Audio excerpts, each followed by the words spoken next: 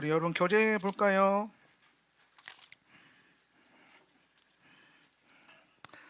15페이지 2번 할 차례죠? 네, 2번 보면서 우리 그 주요 구절 한번 볼까요? 마가복음 말씀. 네, 다 같이 읽습니다. 내 마음을 다하고 시작. 내 마음을 다하고 내 목숨을 다하고 내 뜻을 다하고 내 힘을 다하여 너의 하나님이신 주님을 사랑하여라. 아멘. 우리 가슴에 손을 얹고 믿음으로 선포합시다. 내 영혼이 잘 될 것입니다. 내가 하는 일이 잘 될 것입니다. 내 육신이 강건할 것입니다. 이 모든 것을 이미 가졌습니다. 이제 눈을 감고 여러분의 영혼이 잘 되고 여러분 육신이 강건할 것이며 여러분이 하는 일들 가운데 주님의 복이 임하실 겁니다. 그것을 믿음으로 바라보십시오. 눈을 뜨고 옆에 있는 분들에게 이렇게 축복합시다. 당신은 이미 다 가졌습니다. 자, 우리 계속해서 우리 첫 계명의 말씀을 우리가 계속 공부하고 있습니다. 자, 진리를 아는 것. 자, 우리는 이제 생각으로 주님을 사랑하는 것. 마음과 뜻과 힘을 다해서 할 때의 그 뜻. 오늘 생각을 다해서 사실 생각이 중요하다고 제가 계속해서 강조하고 있어요. 왜냐하면 영적인 원리가 돌아가는 가동되는 시작점이 생각이 있어요. 생각을. 그래서 우리의 생각의 영역을 지켜야 되고 우리의 생각은 뭐에 가장 많이 영향을 받냐면은 여러분의 귀에 들리는 말씀에 가장 많이 영향을 받아요. 그러니까 어떤 음성을 듣는다는 것. 그러니까 우리가 이런 영적인 원리를 잘 모르면은 아무거나 듣고 아무 데나 가 있거든요. 그런데 영적인 원리가 되게 선명해지면 아무 때나 가지 않아요. 여러분의 그 마음과 여러분의 생각을 그 하나님의 나라와 하나님의 뜻으로 채워져 있는 그 원리로 담겨져 있어야 되는데 그게 아니라 흔히 말하는 뭐 불평불만한다든지 짜증을 낸다든지 부정적인 어떤 언어가 흐르는 곳에서 여러분의 그 언어를 듣게 되면은 여러분의 생각과 마음 체계에 그게 반드시 영향을 줘요. 그래서 성경에서도 분명히 말하는 게 뭐냐면은 믿음은 들음에서 난다 그랬거든요. 근데 들음은 뭐에서부터 말미암냐면 그리스도의 말씀으로 말미암는다 그랬어요. 그래서 우리가 뭘 쉐마하느냐, 뭘 듣느냐. 그래서 그게 우리의 믿음을 형성하고 우리의 사고 체계와 패턴을 이제 형성한다라는 겁니다. 그래서 사실 여러분이 여러분이 동의하거나 동의하지 않거나 상관없이 무엇이 여러분의 귀에 들리는가를 아주 경계하셔야 돼요. 저는 여러분이 듣는 것들이 좀 복이 임하기를 축복합니다. 그래서 하나님스럽지 않은 것들은 듣지 않으려고 애를 쓰시고 거리를 두십시오. 하나님께 속하지 않은 것들이 하나님의 원리가 아닌 것들을 여러분 용납하지 마세요. 그리고 더 조심해야 될 거는 하나님스러운 건데 하나님스럽지 않은 것들이 있어요. 모조품이라고 그러죠. 제가 요즘에 자주 쓰는 용어죠. 하나님의 이름을 하나님의 나라의 원리와 하나님의 이름을 이용해서 세상의 것들을 들어오게 하는 것들이 있거든요. 누룩과 같은 것들. 그런 것들이 사실 더 위험해요. 아닌 거는 이렇게 흔히 말하는 이제 똥은 딱 봐도 알겠는데 누룩은 애매하거든요. 누룩은 우리가 냉장고에서 뭐 꺼내 먹을 때 냉장고에서 유통기한 좀 지난 건 괜찮잖아요. 근데 냉장고에서 유통기한 지난 거 괜찮은데 그 괜찮은 줄 알고 먹었다가 배탈 나는 경우가 꽤 많거든요. 그러니까 냉장고에 있는 거 안전해 보이는 것처럼 보이는 거예요. 안전하지 않은데. 이 세상에 그런 게 참 많아요. 하나님처럼 보이는데 안전하지 않은 하나님스럽지 않은 것들이 많아요. 그래서 여러분 안에 그 분별이 있기 위해서 항상 하나님의 말씀이 여러분을 가까이 이끌어갈 수 있길 축복합니다. 자, 진리를 아는 것을 통해서 과거의 거짓 진리 체계를 무너뜨려라. 이게 중요한데요. 하나님을 사랑하는 것을 해방하는 많은 요인 중에 하나가 과거에 형성된 잘못된 거짓 진리예요. 우리는 이것들을 뭐라고 하냐면 판단, 혹은 상처, 쓴뿌리, 왜곡 등으로 표현합니다. 이 모든 것의 핵심은 하나님의 진리로 형성되지 않은 것들이에요. 원수는 우리가 하나님의 진리 체계로 반응한 것을 회방합니다. 그래서 우리의 생각은 각인 효과를 가지고 있기 때문에 나의 생각과 판단이 나의 의식과 무의식을 거짓 또는 진리로 채우게 된다는 거예요. 자, 설명하면 거짓말이 있어요. 거짓말. 그리고 진리가 있거든요. 근데 여러분 거짓말은 그 페이크를 말하는 게 아니에요. 예. 거짓말의 성경이 말하는 거짓말의 핵심은 뭐냐면 하나님의 진리에 속하지 않은 것들이에요. 이거 이해가 되세요? 지금 여러분 우리가 레위기 공부하고 있잖아요. 이번 주에 이번 주 돌아오는 주간에 묵상하게 되는 레위기가 굉장히 중요한데 거기에 보면은 거룩한 것과 거룩하지 않은 것이 있고요. 정결한 것, 정한 것과 부정한 것이 있어요. 예, 정한 것과 부정한 것, 거룩한 것과 거룩하지 않은 것. 예. 오늘 이것에 대한 기준을 하나님이 정하셨는데 어떠한 형태나 모양으로 사실 전하기다 보기에는 좀 한계가 있고 핵심은 뭐냐면은 하나님이 나누신 기준이에요. 다 하나님이 만드신 건데 하나님이 그 기준을 나누셔서 어떤 거는 특별히 구별하셔서 거룩하게 하셨고 어떤 일반적인 것들은 거룩하지 않고 부정하다고 보셨어요. 거룩하지 않다라고 보셨고 어떤 것들은 하나님의 속성 안에서 정결하다고 하셨고 어떤 거는 부정하다고 그랬어요. 우리가 성경이 나누고 있는 그 진리에 대한 핵심은 뭐냐면 팩트가 아니에요. 팩트 싸움이 아니에요. 자꾸 우리는 선악과 기질이 있기 때문에 팩트가 진리라고 생각하거든요. 근데 성경이 말하고 있는 진리의 본질은 하나님의 뜻이 진리예요. 그럼 자, 여러분 가운데 상처가 있어요. 자, 여러분 상처는 있었던 사실이에요, 없었던 사실이에요? 있었던 사실이죠. 그렇죠? 사실이에요. 팩트예요. 근데 하나님은 여러분의 상처에 다가오셔서 그걸 진리라고 말하지 않아요. 네. 여러분의 상처에 대해서 여러분이 상처에 대해서 갖고 있는 모든 이미지와 인식과 판단을 향해서 주님은 이렇게 말해요. 그거 거짓말이야. 그럼 우리가 항상 하나님 앞에 대들면서 하는 말이 있어요. 있었던 일인데요? 팩트인데요? 죄가 나한테 그랬다고요. 있었던 사실이 우리가 거짓말에 타협하는 걸 정당화시켜버려요. 나 힘든데요? 그게 진리라고 생각해요. 나 상처받았는데요? 그게 진리라고 생각해요. 근데 중요한 건 진리는 뭐냐면 상처받는 그 순간에 그 상황에서 예수님이 나에게 뭐라고 하시느냐는 거예요. 제가 이번 주에 그 SNS에다가 그런 글을 하나 올렸어요. 욥기를 지나가다가 묵상하면서 이렇게 읽은 건 아니고 제목만 묵상했어요. 그럴 수 있잖아요. 저는 제목만 봐도 묵상이 되더라고요. 아무튼 욥기를 우리 욥기 스토리를 아니까 욥기 스토리를. 그럼 욥기에 대해서 늘 우리가 욥기 하면은 항상 신종론 문제를 나누거든요. 욥의 고난이 과연 정당한가? 욥은 과연 뭐 문제가 있어서 이 고난이 있었던 것인가? 그러니까 욥의 불행을 다룰 때에 많은 학자들은 욥의 불행이 어디서 왔는가를 다뤄요. 근데 제가 욥기를 다 지나가면서 이렇게 넘기면서 넘기면서 욥기 지나가는데 갑자기 하나님이 내게 주셨던 인사이트가 뭐냐면 욥기의 본질은 욥의 불행이 어디서 왔느냐가 아니라 욥의 불행이 욥을 어디로 인도하느냐라는 거예요. 할렐루야. 그러니까 욥은요 그 모든 불행한 상황 속에서 끊임없이 하나님을 붙들었고 결론적으로 욥기의 마지막으로 가면 그는 하나님 앞에 서 있어요. 욥의 불행이 욥을 어디로 이끌었어요? 하나님 앞으로 이끌었고 욥이 뭐라고 고백하냐면 전에는 귀로 들었었는데 이제는 눈으로 주를 배운다네. 그러니까 얼굴과 얼굴을 맞대면하는 그 장면으로 욥을 이끌어 갔어요. 여러분 삶에 있는 아픔과 고난과 불행이 팩트예요. 여러분의 결핍은 팩트예요. 여러분의 문제도 팩트예요. 여러분의 연약함도 팩트고 여러분의 죄도 팩트예요. 근데 원수는 팩트를 진리라고 왜곡시켜서 야, 그 팩트잖아, 있었잖아, 그래서 너는 죄인이야, 너는 상처받았어, 너는 문제가 있어, 네 가정은 망가졌어, 이렇게 원수는 말할 거란 말이에요.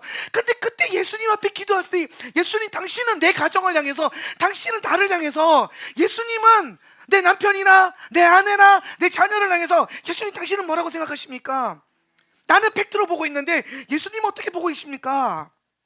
그래서 예수님이 보고 있는 그걸 여러분 가운데 드러내 주시길 원해요. 여러분이 외쳐야 될 거는 여러분 눈으로 판단하고 본 것이 아니에요. 여러분이 경험한 것이 아니에요. 여러분이 들은 것이 아니에요. 그 모든 순간에, 그 모든 상황에 여러분이 예수님께 이 일에 대한, 이 문제에 대한 진리를 내게 알려주세요. 따라서 예수님, 내게 진리를 보여주세요. 채팅창에 치세요. 예수님, 내게 진리를 보여주세요. 여러분의 기도에 이것이 자꾸 나오길 바랍니다. 예, 예수님께 진리를 보여달라고 하세요. 어떤 문제 안에서 예수님, 당신이 어디에 계신지, 예수님께서 어떤 뜻을 갖고 계신지 그걸 묻기 시작할 때에 그 예수님이 보여주시고 알게 하시고 깨닫게 하시는 것, 그게 진리예요. 그래서 욥은 어떤 진리를 발견했냐면 불행 가운데 자기의 어떤 죄나 자기의 문제를 발견한 게 아니라 욥의 삶을 궁극적으로 이끌어 가셔서 주님이 갑절의 복을 받게 하셨던 그 상황으로 이끌어 가시는 주님의 뜻을 욥이 발견했고, 욥의 불행은 욥을 더 하나님께로 가까이 가져가게 했다는 거예요. 그게 진리죠. 우리 삶의 문제는, 우리의 어려움은, 우리의 연약함들은 우리로 하여금 예수님께로 더 가까이 나아가게 하는 통로가 될 거예요. 그래서 여러분 힘든 상태를 보지 말고요, 여러분 삶 가운데 있는 어떤 상처나 판단과 왜곡을 보지 말고 지금 여러분의 삶에 그 있는 어려움과 문제와 고난이 지금 여러분을 어디로 어떻게 이끌어가고 있는지를 봐야 돼요. 그리고 여러분이 그 문제 앞에 예수님을 인식하기 시작하고 예수님께 그 문제에 대한 진리를 구하기 시작하고 진리로 반응하기 시작하면 반드시 모든 문제와 합력하여 주님의 선을 이루실 거예요. 그런데 오늘 이 합력하여서 선을 이룬다는 것은 여러분이 주님을 찾을 때 가능해지는 거예요. 여러분과 주님이 합력을 하는 거죠. 오늘 여러분이 주님을 여러분의 문제 가운데 초청할 때 주님 와보세요. 자꾸 와서 좀 보시라고. 이 집안에 와서 이게 좀 보라고요, 주님. 나는 도저히 답이 안 나온다는 거예요. 아우, 나는 두 손 두 발 다 들었어요. 우리 목사님도 나한테 명답을 주지 못했어요. 예수님 오셔서 어떻게 하실 거예요? 예수님 오셔서 이 상황을 어떻게 보고 계세요? 실제로 여러분이 그걸 요청하기 시작하면 예수님이 오셔서 성령 안에서 예수님이 여러분에게 뭔가를 보여주시고 주님의 그 진리, 감추어졌던 진리를 드러나게 하실 거예요. 그게 진리예요. 근데 우리는 팩트가 진리라고 믿는 원수의 그 속임수에 많이 속아 있어요. 그래서 우리에게 중요한 게 항상 그거예요. 그랬잖아요, 저랬잖아요, 걔가 나한테 그렇게 했다고요, 없었던 일이 아니잖아요. 근데 그게 진리가 아니라고요. 네, 그게 진리가 아니에요. 진리는 뭐라고요? 예수님이 여러분에게 드러내 주시는 거. 그래서 다시 한번 따라합시다. 예수님, 내게 진리를 보여주세요. 이것이 여러분의 삶을 바라보는 방식이 되길 바랍니다. 그러면 모든 거짓말은 끊어져요. 모든 거짓은 드러나요. 할렐루야. 그러면 여러분 더 계속해서 자유해지고 자유해질 거예요. 네. 사실이 진리가 아니에요. 오늘 저와 여러분이 이거 하나는 명확하게 하셔야 돼요. 사실이 진리가 아니에요. 주님의 뜻이 진리입니다. 그래서 오늘 우리가 사실을 진리로 받아들이고 동의하고 있었던 내 안에 내가 동의하고 있는 모든 거짓 진리 체계가 무너져야 돼. 그래야 우리가 하나님을 더 사랑할 수 있어요. 네. 마귀의 전략은 우리 안에 거짓 진리를 집어넣어서 의식과 무의식적으로 거짓으로 사고 패턴이 반응하게 하는 거예요. 네, 거짓으로. 네. 왜 주님이 원수를 사랑하라고 하셨을까요?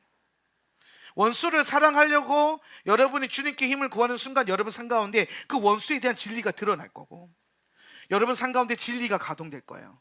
근데 여러분이 원수를 사랑하는 것을 놓고 기도하거나 원수를 바라보지 않고 외면하기 시작한다면 여러분은 여러분 눈앞에 원수가 나타날 때마다 주님의 진리가 가동되는 게 아니라 여러분 안에 여러분이 속고 있는 거짓 체계가 발동되기 시작할 거예요. 모든 면에서. 오늘 이따가 말씀도 끝나고 기도할 때에 그 이 시간을 가질 건데 기도하십시오.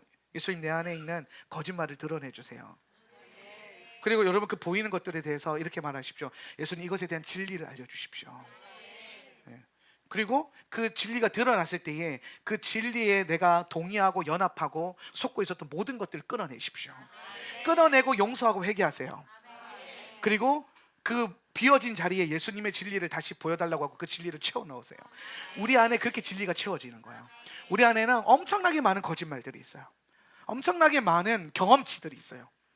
경험해봐서 안다고 그러거든요. 그게 진리가 아니라니까요.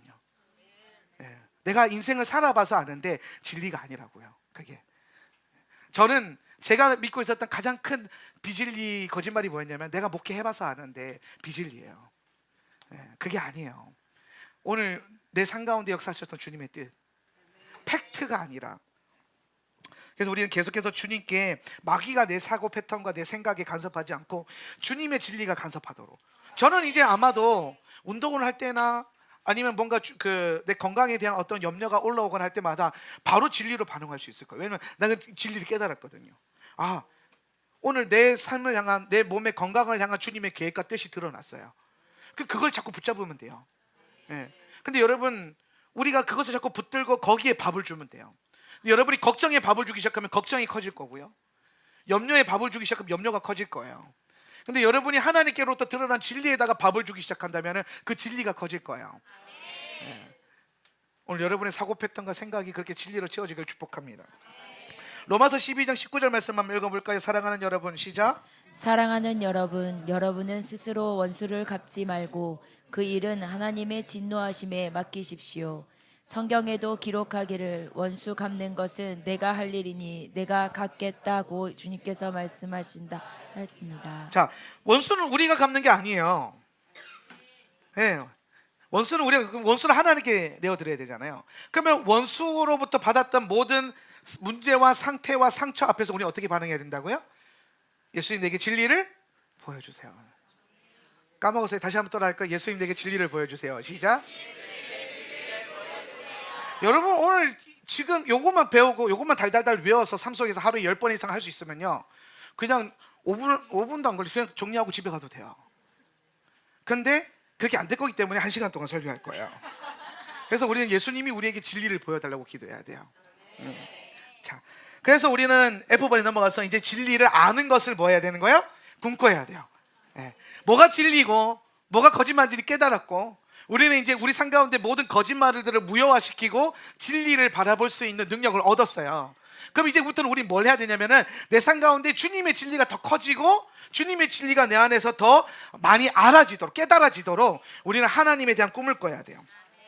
우리가 하나님을 사랑하는 것과 내일에 대한 건강한 진리를 알고 있는 것은 연관성이 있습니다. 자, 우리 그의 더러움이, 시작. 자기의 앞날을 생각하지 않는다. 그렇게 비참해져도 아무도 위로하는 이가 없다. 주님, 원수들이 우쭐댑니다. 나의 이 고통을 살펴주십시오. 여러분이 내일을 바라볼 때에, 내일, tomorrow, 내일을 자, 여러분이 내일을 바라볼 때 염려가 있어요? 두려움이 있어요? 여러분이 오늘을 바라볼 때에 후회가 있어요? 여러분이 내일을 바라볼 때 염려와 걱정, 근심이 있어요? 그러면 그거는 진리가 아니에요. 우리 안에 내일에 대한 두려움이 있으면요, 하나님을 사랑할 수가 없어요. 내 인생에 대한 걱정, 근심이 있으면요, 하나님을 사랑할 수가 없어요. 그래서 자꾸 우리는 내 삶 가운데 있는 모든 거짓말들을 드러내달라고 기도해야 되는 거예요. 근데 하나님을 사랑하는 자들에게 하나님이 공통적으로 주시는 게 있어요. 그게 뭐냐면 비전이에요. 하나님의 사랑이 내게 부어지면 그 하나님의, 내가 꾸는 거 말고요, 내 꿈 말고 하존, 주님의 비전, 주님이 내게 뭐 하시는 거 보여주시는 거, 그게 나를 끌고 가야 돼요. 여러분이 원하는 것이 여러분을 끌고 가면 안 돼요. 우리 다음 세대 친구들, 여러분이 하고 싶은 일이, 여러분이 되고 싶은 모습이 여러분을 끌고 가서는 안 돼요. 예수님께서 여러분에게 주신 그 부르심이 여러분을 끌고 가야 돼요. 우리 그 삶을 살 때 우리는 날마다 주님을 향한 사랑이 더 깊어질 거예요. 그래서 우리는 내일에 대한 꿈이 없으면은 또 내 인생에 대한 시간을 허투루 쓰게 되고, 잠언 29장 18절에 이런 말씀이 있어요. 계시가 없으면, 시작. 없으면 백성은 방자해지나 율법을 지키는 사람은 복을 받는다. 자, 계시가 없으면, 여기서 계시가 하존이에요. 하나님이 우리에게 주신 비전이 없으면 백성들은 뭐 해진다? 방자해진다. 방자해진다는 게 무슨 뜻이냐면 히브리어로 자기 마음대로 산다는 거야. 자기 하고 싶은 대로 산다는 거예요. 뭐가 없으면, 하나님이 주신 비전이었으면 자기 하고 싶은 대로 살아요. 근데 하나님이 주신 비전이 있으면은 자기가 하고 싶은 대로 사는 게 아니라 하나님이 주신 비전과 꿈을 쫓아요. 그래서 그 과정에서 자연스럽게 하나님과 더 깊어져요. 자, 여러분이 지금 하고 있는 일이 하나님께 속한 것인가 아닌가를 알 수 있는 방법이 하나 있어요. 그게 뭐냐면, 오늘 여러분 그 일이 끝나고 난 다음에 여러분은 하나님이 더 사랑하고 있다는 게 느껴지면 그건 하나님이 여러분을 이끌어 간 거예요. 이해가 되세요? 일의 어떤 그 형태가 문제가 아니에요. 여러분의 하루를, 여러분이 일하는 그 하루를, 그 하루가 끝났을 때에 여러분 안에 하나님을 향한 사랑이 더 커져 있다면 그 하루는 주님이 여러분을 끌고 간 거예요. 주님의 꿈이. 근데 제가 목회를 하잖아요. 목회를 하는 건 주의 일이잖아요. 하나님의 일이에요. 하루 종일 제가 뭐 하겠어요? 뭐 성경 연구하고 뭐 기도하고 말씀 보고 뭐 하겠죠? 뭐라도 할 거예요. 놀지는 않을 거예요.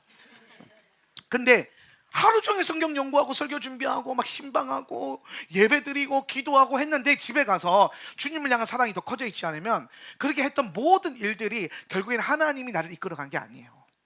이 일이 나를 이끌어간 거지. 그래서 여러분, 우리 스스로를 자꾸 이렇게 점검을 해봐야 돼. 내가 지금 날마다 예수님을 향한 사랑이 커지고 있는가? 우리 학생들은 학교 생활하면서, 오늘 학업을 하면서 그 이후에 여러분 안에 예수님을 향한 사랑이 더 커지고 있는지, 아니면 여러분의 꿈과 여러분의 생각이 더 커지고 있는지, 여러분의 욕망이 더 커지고 있는지, 여러분의 목표와 원함이 더 커지고 있는지. 근데 진짜 여러분이 예수님께 붙들림 받아서 걸어가고 있다면 그 모든 시간들 뒤에 예수님이 점점점 커질 거예요. 왜 예수님이 커져요? 예수님께 더 가까이 갔으니까. 예수님과 멀어져 있으면 예수님이 작게 보여요. 예수님? 내가 눈이 침침해서 악보가 잘 안 보이더라고요. 가사가. 이게 예수님이야 뭐야 하는데 가까이 가면 예수님이네. 크게 오는 거예요. 여러분이 오늘 하루를 살거나 여러분의 삶을 살 때에 예수님을 향한 삶을 살았다면, 여러분이 그 하루가 끝났을 때에 여러분 안에 예수님의 형상이 더 커져 있을 거라는 거예요. 예수님의 임재와 예수님의 느낌이 더 커져 있을 거라는 거예요. 근데 그렇지 않고 그냥 힘들기만 해. 그냥 지쳐 있어. 아니면 그냥 돈만 벌었어. 오늘 엄청 벌었어. 예수님이 없어요. 그러면 어떤 일을 하든, 심지어 목회를 했어도, 나가서 전도를 했어도 그 일 위에 예수님이 커져 있지 않으면 그건 예수님이 여러분을 이끌어간 게 아니에요. 예수님을 향한 방향으로 살아간 게 아니에요. 그러니까 스스로를 속이지 마세요. 우리가 예수님과 가까워지려면 자기 자신을 속이면 안 돼요. 우리는 우리의 연약함을 너무 잘 알기 때문에, 우리의 부끄러움이 드러나는 걸 너무 힘들어하기 때문에 하나님스러운 곳으로 자기를 포장해요. 하나님 뜻이 아닌 것을 분명히 알고 있음에도 불구하고 이거 하나님 일에 도움이 되는 거니까 하면서 그냥 스스로 납득을 해버려요. 그런 삶을 살지 마세요. 목회를 하더라도, 선교를 나가더라도 그거는 의미가 없어요. 여러분이 선교지에 나가서, 오지에 나가서 뭐 순교를 각오하면서 복음을 전했다 할지라도 그 뒤에 여러분이 예수님을 향한 그 흔적과 사랑이 커져 있지 않는다면 그건 예수님이 이끌어간 삶의 흔적이 아니라는 거예요. 일의 형태가 중요한 게 아니라 오늘 여러분이 어떤 방향으로 살았느냐가, 어떤 갈망을 가지고 살았느냐가 중요한 거예요.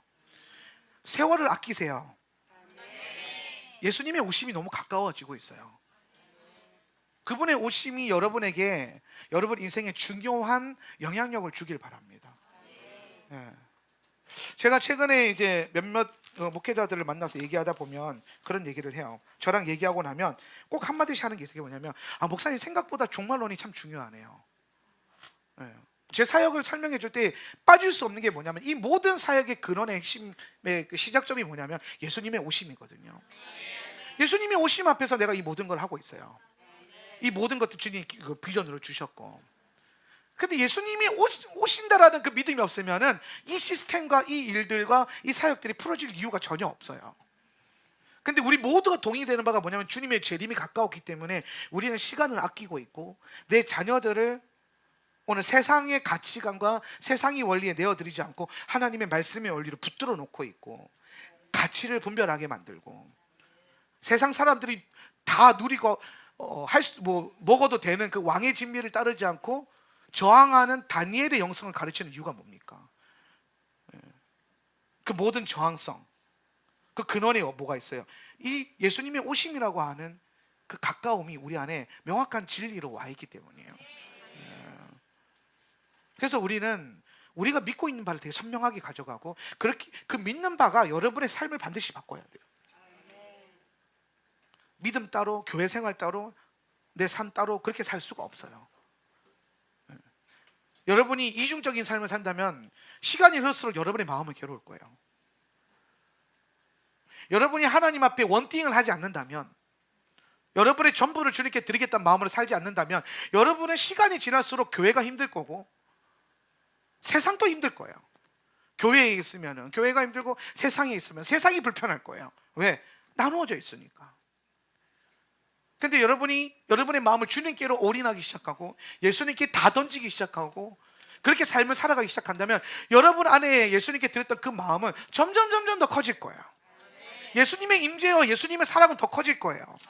복잡하지 않을 거예요. 단순해질 거예요. 그래서 우리는 그걸 원팅이라고 그래요. 한 가지, 그 한 가지를 바라보는 영성.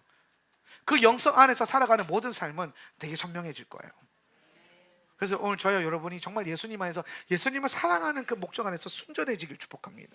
그래서 오늘 여러분이 예수님을 사랑할수록 또 내일의 삶 가운데 소망과 희망이 생기고 내일이 꿈꿀수록 여러분 안에 주님의 사랑이 더 커질 거예요. 계속해서 이것은 연결되어 있어요. 근데 여러분이 이것을 연결해 가서 불편을 느끼는 상태가 오히려 더 좋아요. 여러분이 예수님 때문에 여러분의 하루가 불편한 게 오히려 나을 수 있다고요.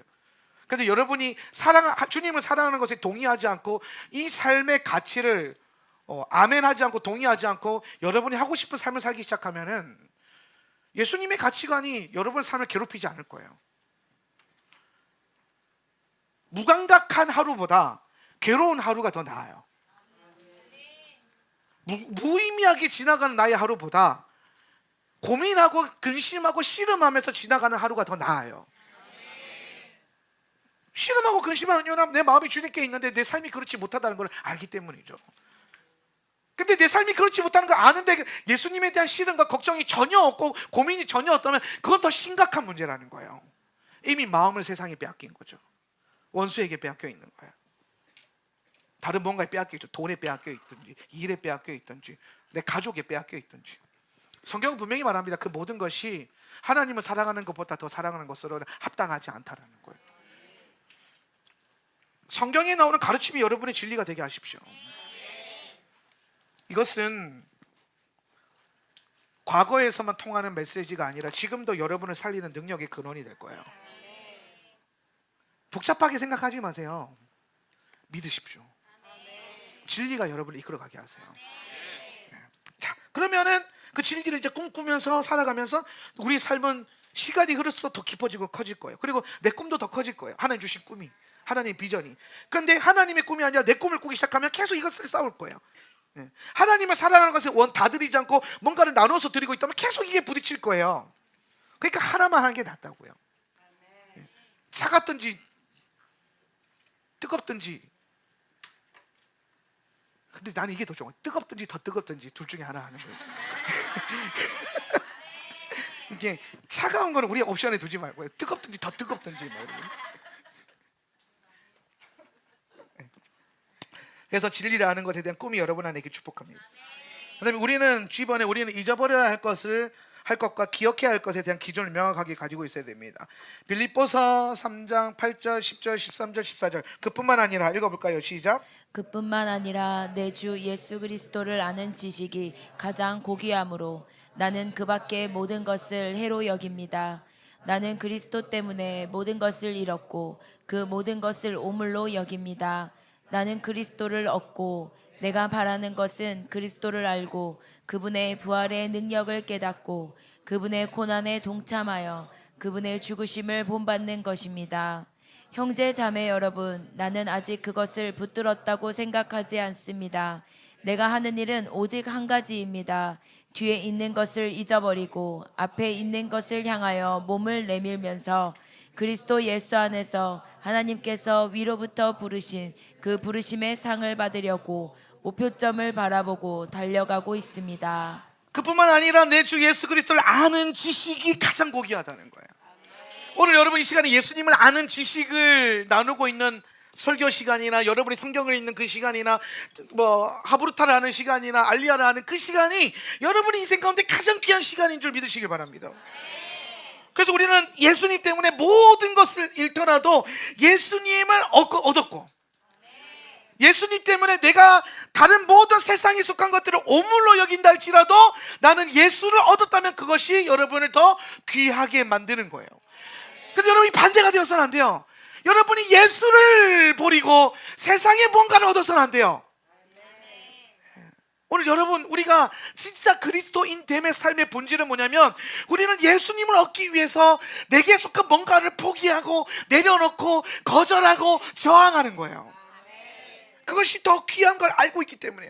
그래서 오늘 빌립보서에서는 내가 바라는 것은 예수 그리스도를 알고 그분의 부활의 능력을 깨닫고 오늘 좋은 것뿐만 아니라 그분의 고난에도 동참하고, 예수님 때문에 욕을 먹고 예수님 때문에 고난당하고 오늘 내 신앙과 내 믿음의 정절과 내 안에 있는 거룩함과 내 안에 있는 성령의 뜨거운 능력을 지키기 위해서 저항하고 씨름하고 내 육체를 이기고 환경을 이기고 관계 안에서 오는 어려움을 이겨나갈 때에, 그럴 때에 오늘 그 바람이 바로 예수님을 알길 원하는 성도의 간절한 바람이라는 거예요. 그래서 그분의 죽으심을 본받는 것이다. 날마다 나는 죽노라 했던 바울의 그 고백. 여러분, 날마다 죽어야 돼요. 그것이 오늘 우리로 하여금 더 예수님을 사랑하게 만들 거고, 오늘 여러분의 원함을 내려놓고 오늘 예수님께 다시 묻는 거예요. 주권을 내려놔야 돼요. 예수님, 당신의 진리를 내게 보여주세요. 내 일에 대한 예수님의 진리를 보여주세요. 내 인생에 대한 예수님의 진리를 보여주세요. 내 가정을 향한 예수님의 진리를 보여달라고 기도하세요. 그리고 보여주신 그 진리를 향해서 다른 박질하게 나가고, 그리고 보여주신 그 진리를 붙들고 그 진리에 대해서 아는 깊이가 더 넓어지고 더 깊어지는 거죠. 근데 여러분이 그걸 알아갈수록 여러분 안에 여러분의 가정과 여러분의 인생을 쥐고 있었던 모든 거짓 증거들은 계속해서 죽어갈 거예요. 계속해서 버려지고 오물처럼 쓰레기통에 처박히게 될 거예요. 원수가 쥐고 흔들던 모든 영향력들은 여러분이 만들어 놓은 그 쓰레기통 가운데 처박히게 될 거예요. 그리고 성령님이 날마다 오셔서 여러분 안에 더 신비한 비밀로 더 놀라운 계획들을 보여주실 거고, 내가 이런 계획이 있고 내가 너에게 이런 놀라운 그 계획이 있다, 내가 너에게 이런 것을 예배해놨어, 그걸 위해서 네가 나에게로도 오면 돼, 나를 부르면 돼. 오늘 이것이 여러분 안에 이렇게 축복합니다. 그래서 우리는 기꺼이 그것을 동참하는 거야. 제가 요 몇 주간 운동을 했다고 했잖아요. 운동하니까 힘들더라고요. 안 하던 걸 하니까. 이번 주에 제가 날씨가 너무 좋아서, 우리가 무슨 요일이었죠? 예, 그날 출근을 하는데 날씨가 너무 좋은 거예요. 하늘이 너무 파랗고 공기가 지나가는데 그 여호와의 숨결이 느껴지면서 샬롬. 우리 집 앞에 마당에 나무에 꽃이 이렇게 펼쳐 있더라고요. 목련은 아닌데 뭔가 매화 같은 뭔가 펴 있는 그 꽃이 나를 보면서 샬롬 하는 느낌이에요. 아니, 이런 날에 우리 아이들을 콘크리트 그 건물에 처박아 놔서 공부를 시킨다는 거는, 이거는 하나님 앞에 죄를 짓는 것이다. 제가 그래서 그날 출근하면서 우리 와이프를 꼬시기 시작했어요. 날씨가 너무 좋지 않아요? 너무 좋아요. 이런 날 우리 아이들이 밖에서 뛰는 날면 얼마나 좋을까요? 그랬더니 행복할 것 같아요. 학교 가서 계속 제가 바람을 집어넣었어요. 이런 날에 공부를 해야 된다니, 이런 날에 예수님이 이렇게 좋은 날을 주셨는데 이런 날에 에어컨 바람을 맞으면서 공부를 해야 된다니 납득할 수가 없어. 그래서 점심 먹고 나가자. 그래서 나가서 열심히 공을 찼어요. 아이들이랑 공을 차고 뒹굴고, 그 좋은 땡볕 아래. 근데 참 행복해 하더라고요. 예. 근데 그리고 하고 돌아오는데요, 저는 내 안에 하나님 주신 엄청난 사랑과 기쁨과 엄청난 행복감을 누렸어요. 여러분, 우리 안에 주님의 그 놀라운 사랑이 부어졌어요 그때. 그런데 그 다음날 고통이 왔어요. 일어났는데 허벅지 이러면서 이렇게 걷기 시작해요. 허벅지에 막 근육통이 올라오고. 근데 오늘 그것이 뭐냐면 그분의 고난에 동참하여, 오늘 우리는 부활의 능력을 깨닫고 주님의 신비와 아름다움으로 들어가지만은, 오늘 좋은 것만이 우리 가운데 오는 것이 아니라 오늘 그 좋은 것을 얻기 위해서 우리 삶 가운데 능히 감당해야 되는 근육통과 같은 그 행복한 시간 다음 날 찾아오는 그 아픔. 그런데 여러분, 그게 저는 결코 괴롭지 않았어요. 왜? 그 전날 너무 아름다운, 너무 좋은 시간을 보냈거든요. 너무 행복한 시간을 보냈거든요. 심지어 제가 어시스트해서 한 골도 넣었다고요. 네. 잊지 못할 하루가 되죠. 그걸 위해서라면 아침에 근육통 쯤이야 능히 이겨내는 겁니다. 그분의 동참에, 고난에 동참하여. 그리고 오늘 우리 안에 많은 주님의 것들을 얻기 위해서 우리는 능히 예수님을 위해서 고난 얻기를 두려워해서는 안 돼요. 그래서 13절에 형제자매 여러분, 나는 아직도 그것들을 붙들었다고 생각하지 않습니다. 내가 하는 일은 오직 한 가지입니다. 뒤에 있는 것은 잊어버리고, 내 과거는 잊어버리고, 옛날에 있었던 그걸 잊어버리고, 앞에 있는 것을 향하여 몸을 내밀면서 내 삶을 드린다는 거죠. 그리스도 예수 안에서 하나님께서 위로부터 부르신 부르심의 상을 받으려고 목표점을 바라보고 뭐 하고 있다? 달려가고 있노라. 이게 오늘 우리의 삶이라는 거예요. 바울이 믿음의 다른 박질을 할 수 있었던 이유는 뭐냐? 뒤를 돌아보지 않았기 때문에, 과거를 생각하지 않았기 때문에, 과거에 받았던 상처, 과거에 있었던 어려움, 심지어 바울이 지었던 그 수많은 죄악들을, 그 죄악이 그를 참소하게 하지 않았다는 거죠. 바울은 죄가 많았어요. 바울은 연약함이 많았죠. 회심하기 전까지 예수님 믿는 사람들 잡아다가 죽이고 순교했던 죄인 중에 괴수라고 자기 자신을 부인했던 사람이에요. 그런데 바울이 거기에 매여 있었다면 바울은 지금 우리가 알고 있는 바울의 그 사역들을 이루어낼 수 없었을 거라는 거예요. 바울이 바라봤던 건 딱 하나예요. 예수님을 만난 그 순간부터 뒤를 보지 말고 내 안에 있는 어떤 부정적인 과거와 상처와 어떤 경험들을 의지하지 않고 위로부터 부르심의 상을 향해 달려가는 거. 오늘 하나님 나라를 얻기 위해서, 예수님의 보좌를 얻기 위해서, 그분을 더 얻기 위해서는 고난에도 동참하고 그리스도의 죽으심까지도 본받을 수 있는 그 믿음으로 사도들이 다른 박질했을 때에 사도들의 사역에서는 능력이 나타났고, 사도들의 사역을 통해서 부흥이 일어난 거예요. 무엇이 여러분의 과거를 붙들고 있습니까? 여전히 붙들고 있는 여러분의 그 팩트라고 생각하는 그 거짓말은 무엇입니까? 그것이 깨져야 돼요. 그게 기고 아니고가 중요한 게 아니에요. 어머, 내가 오해했었네요. 그게 중요한 게 아니에요. 오해가 아니더라도 그건 중요하지 않아요. 지금 여러분을 끌고 가고 있는 주님의 부르심, 하늘을 향한 그 부르심, 저는 그것이 더 중요하다고 생각합니다. 성경이 그걸 말하고 있어요. 히브리서 10장 17절에 또 나는 그들의 죄와 불법을 더 이상 기억하지 않겠다. 예수님조차도 회개하고 돌아서서 예수님을 바라보고 있는 성도들의 죄와 불법을 예수님은 더 이상 기억하지 않겠다고 말씀하시는 거예요. 신명기 32장 7절에 옛날 일을 기억하라, 역대의 연대를 생각하라, 내 아버지께 물으라, 그가 내게 설명할 것이요 내 어른들이 물으라, 그들이 내게 말하리로다. 시편 107절 8절 여호와의 인자하심과 인생에 행하신 기적으로 말미암아 그를 찬송할지어다. 오늘 여러분, 우리가 잊어버려야 될 것이 있는가 하면 반대로 잊지 말아야 될 것이 있는데, 그것이 뭐냐면 우리 삶 가운데 주님이 행하셨던 일들을 기억할 수 있기를 바랍니다. 네. 오늘 여러분 이 교회 안에서 하울란 센터처치를 다니면서 오늘 하나님이 여러분에게 주셨던 은혜들이 있어요. 하나님이 여러분에게 부어주셨던 깨달음들이 있고, 오늘 우리의 예배 가운데 주님이 느끼게 해주셨던 하늘의 영광스러움이 있어요. 그것을 절대로 잊어버려서는 안 되는 거죠.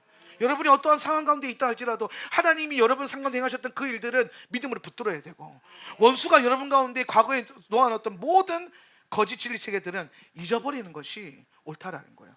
그래서 오늘 여러분의 생각 안에서 주님이 역사하셔서 잊어버려야 될 것과 붙들어야 될 것이 선명하게 나눠질 수 있기를 예수님의 이름으로 축복합니다.